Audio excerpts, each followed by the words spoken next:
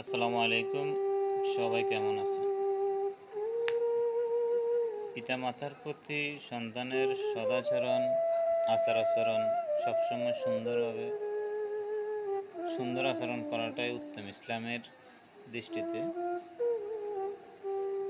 তো আজ আপনাদের সাথে একটা কথা শেয়ার করব। কথাটা হচ্ছে এমন। ধরেন আপনার ফ্যামিলিতে ৭ জন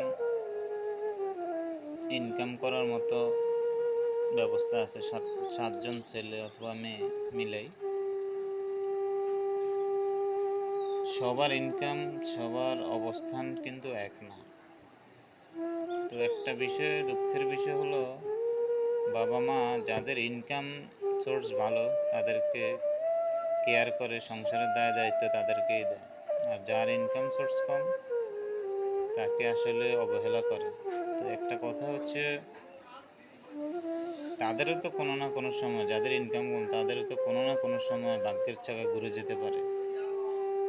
আর যার ইনকাম বেশি তার কোনো না কোনো সময় তার হয়তো ইনকাম কমে যেতে পারে।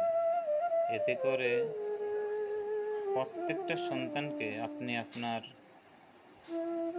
সমান চোখে সব দিকে তাকানো উচিত। এটাই একজন আদর্শ পিতামাতার প্রতি আদর্শ পিতামাতার নিয়ম নীতি। ওকে, আসসালামু আলাইকুম। তো আরেকটা বিষয়ে বলবো, আমাদের রাসূল সাল্লাল্লাহু আলাইহি সাল্লাম নারীদেরকে পূর্ণ মর্যাদা দিয়েছেন। কোরআন হাদিসের মধ্যে আছেন।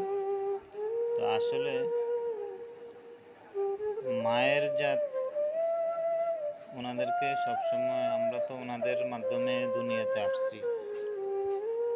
তো বিশেষ করে ১০০% এর মধ্যে ৮০% ফ্যামিলিতেই মায়েদের কারণেই ভাইয়ের সাথে ভাইয়ের মিল নাই, বোনের সাথে ভাইয়ের মিল নাই।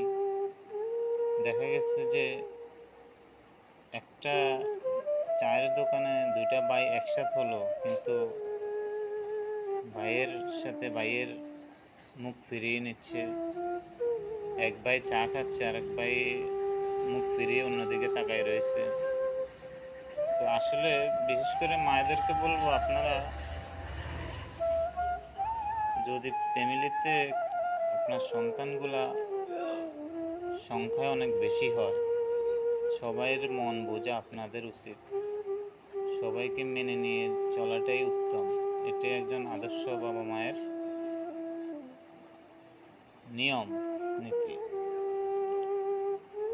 একটা বিষয় দেখলাম যে ৫ বছর ৩ বছর ভাইয়ের সাথে ভাই ফোন দেয় না। ফোন তো দূরের কথা, দেখা হলে কথাও বলে না, সালামও দেয় না। বোনের সাথে ভাইয়ের কোনো কথা নাই, দেখা হলে মুখ ফিরিয়ে নেয়। আসলে এগুলার থেকে আমরা বেরিয়ে আসতে হবে। বেশিরভাগই আমার